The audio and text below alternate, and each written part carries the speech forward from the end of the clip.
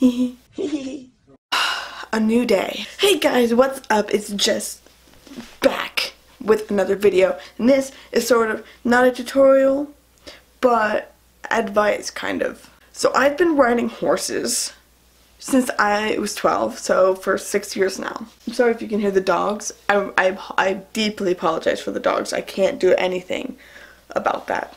So I've been riding for 6 years, and I have discovered the many truths behind horses. Here are 5 things that you should know about horses before riding or before getting a horse.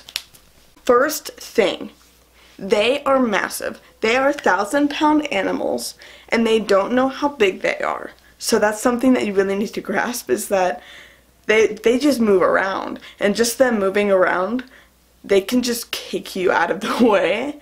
So that's something you kind of have to take control of, and to make sure that you don't get stepped on. I've been stepped on so many times, and it hurt because it's like 250 pounds on each hoof, and it hurts. So just understand that they are very big animals, and they can move you very easily if you don't understand that. Number 2 is that they have a mind of their own.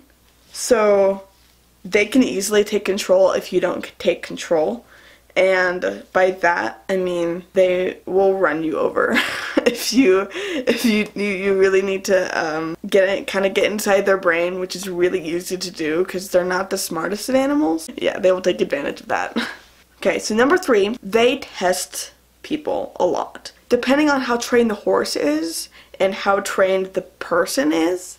So if the horse is really well trained to just do whatever, like just to be nice and calm when a new rider gets on, whether that's a little kid or a new, like a beginner adult, though it's fine. But like with my horse, if I let even an intermediate, even an advanced rider on him, he will test them. And by testing, I mean he will try to take control, and he'll like he will try to take control of the situation. But like because I've had him for 5.5 years, so he doesn't test me anymore. Whereas my mom, who's very extremely beginner, as soon as she gets on, he will take off. And so that's something we're working on.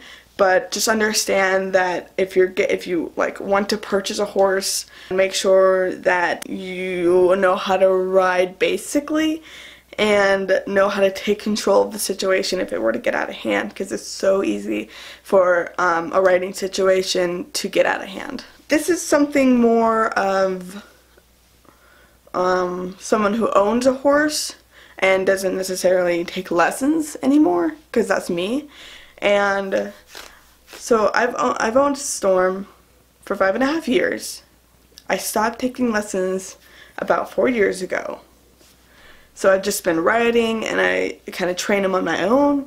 And what that can do is, if you don't do it right, which I didn't, you can just do the same thing over and over because it becomes comfortable and the horse understands what's going on. But I would highly suggest that every day you do something different so that they kind of get new things, like open up new things, especially if the horse is pretty green.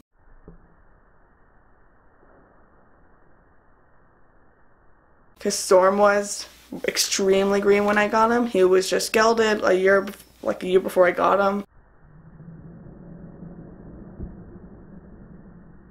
And I was 12 when I got him, so and I just started riding like 6 months before I got him, so it was kind of crazy. So I only did arena work. Like I only did arena. I didn't go outside of the arena. I started taking him out of the arena last summer.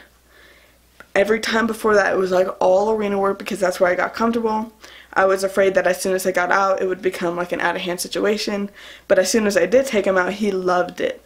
So, and every time I would go get him, he got excited because he knew that we weren't doing arena work again. So I would highly suggest that you try to do something different, and try to do different obstacles, maybe do it a different way, just so that it doesn't get boring for the horse and that he gets excited when you get out there. Okay, so this last one, don't be afraid around your horse. regardless if it's your horse or if it's another, just like a lesson horse. Don't be afraid around them, or don't act afraid around them, because they sense that. And horses are like an extreme pack and herd animal, so whenever they're, like, say, whenever they're around another horse, if that horse spooks, they're gonna spook. Like, it's weird. It's the domino effect. It really, like, extremely domino effect. So, like, if my horse spooks, the other horse next to me may have no idea what happened, but he'll spook too. So if you're afraid, it's a pack thing. So if you're afraid, he's gonna be afraid, and they can totally sense it when you're afraid. So if you're just afraid for no reason, you're all like tense, they are gonna sense that, and they're gonna be like all spooky. And so you really have to try your best not to be afraid. And yeah.